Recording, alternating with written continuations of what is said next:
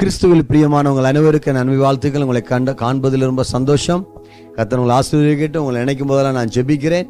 September 15 முதல் October 24 வரை 40 உபவாசம் எடுக்கிறேன். ஜெபிங்கள் எனக்காக. கர்த்தர் உங்களை ஆசீர்வதிக்கட்டும். இந்நாட்களில் கர்த்தர் கொடுத்த வாக்குத்தத்தம் ஏசாயா 46:4 சொல்லப்பட்டிருக்குது. நான் ஏந்துவே, நான் சுமப்பே, நான் தப்புவிப்பேன். கர்த்தர் உங்களை ஏந்துவார், தாங்குவார், தப்புவிப்பார், சுமப்பார்.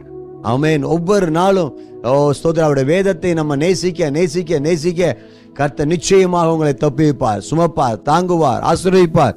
இந்த வார்த்தையின் பிரகாரம் இந்நாட்களில் பிரயாணங்கள் எல்லாம் ஆசீர்வதிக்கப்படட்டும். ஜெபிக்கலாம். நல்ல பிதாவை நன்றியோடு துதிக்கிறோம், ஸ்தோத்திரிக்கிறோம்.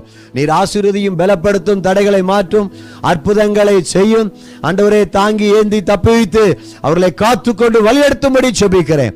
எல்லா ரோக வியாதி சமயத்திலும் ஆண்டவரே ஸ்தோத்திர, துக்க ஆலய வேதனை சமயத்திலும் நீ தாங்கி சுமந்து நடத்தும்படி ஜெபிக்கிறேன். இயேசுவின் நாமத்தில் ஜெபிக்கிறேன் எங்கள் ஜீவனில் நல்ல பிதாவே.